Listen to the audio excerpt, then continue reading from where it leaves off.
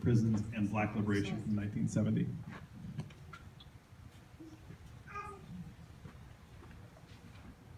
I don't have a lot. There was so much. I couldn't figure out what to cut in order for it to flow in a way it would make sense. So it's not like I have a whole lot, but I have big font.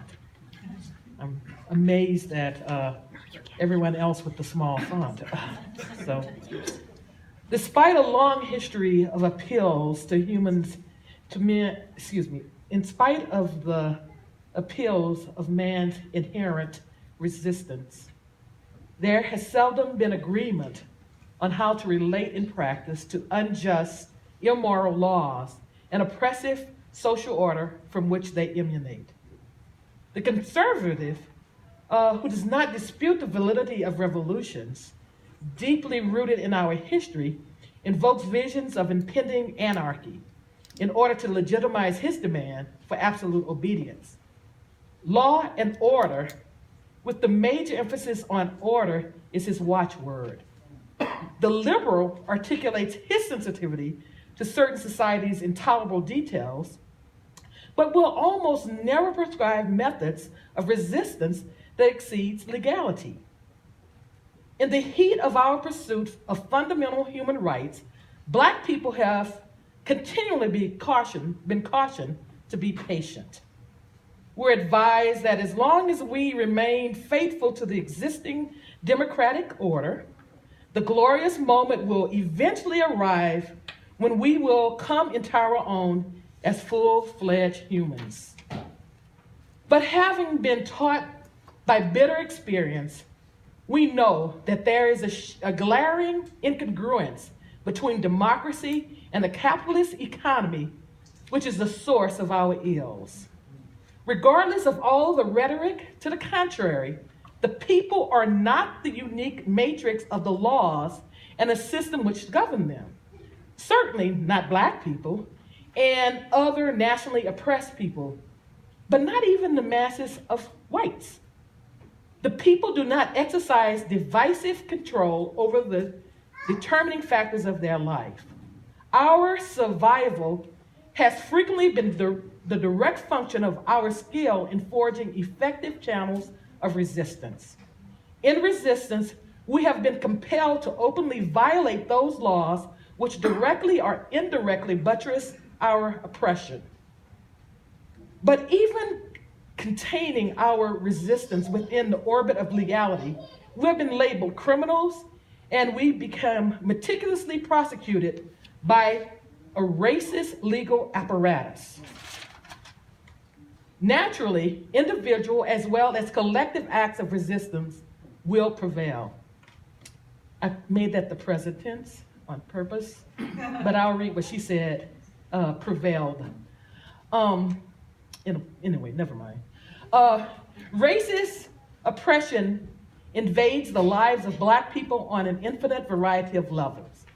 Blacks are imprisoned in a world where our labor and toil hardly allow us to eke out a decent existence if we're able to find jobs at all. When the economy begins to falter, we are forever the first victims, always the most deeply wounded. When the economy is on its feet, we continue to live a depressed state. Unemployment is generally twice as high in the ghettos as it is in the country as a whole, and even higher for Black women and youth. The unemployment rate among Black youth has risen and skyrocketed to 30%. Now, if a third of America's white youth were without means of livelihood, we would either be in the thick of revolution or else under an iron rule of fascism. Substandard schools, medical care hardly fit for animals, overpriced, dilapidated housing, a welfare system based on the policy of skimpy concessions designed to degrade and divide. From Birmingham to Harlem to Watts, Black ghettos are occupied, patrolled, and often attacked by massive deployment of police.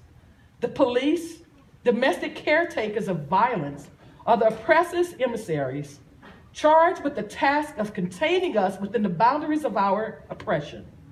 The vicious cycle linking poverty, police courts, and prison is the integral element of the ghetto existence.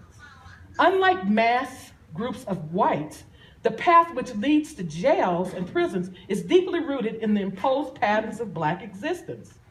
For this very reason, an almost instinctive affinity bonds the mass of Black people to political prisoners. For the Black individual, contact with law enforcement, judicial, penal network directly or through the relatives is inevitable because he or she is Black. For the activist who become a political prisoner, the contact has its occurrence because he has lodged a protest in one form or another against the conditions which nails Blacks in the orbit of their oppression. Historically, Black people as a group has exhibited a greater potential for resistance than any other population. The ironclad rule over our communities, the institutional practice of genocide, the ideology of racism have performed a strictly a political as well as economic function. The capitalists have not only extracted super profits from unpaid labor of 15% of the American population with the aid of a superstructure of terror. This terror and more substantial forms of racism have further served to create a situation of resistance, even a revolution that would spread to the working class as a whole. Fascism is a process. Its growth and development are cancerous in nature.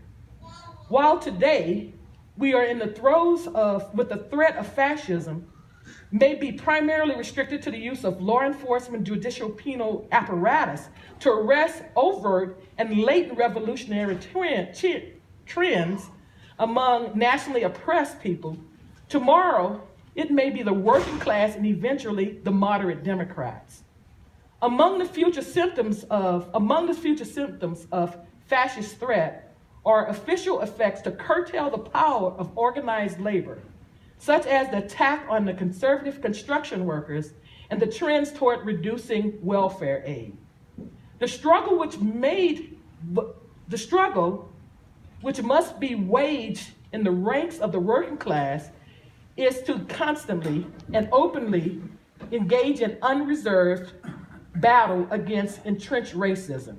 No potential victim should be without the knowledge that the greatest menace of racism and fascism is unity. And this was written in 1971, not 2018. I just want to make that clear.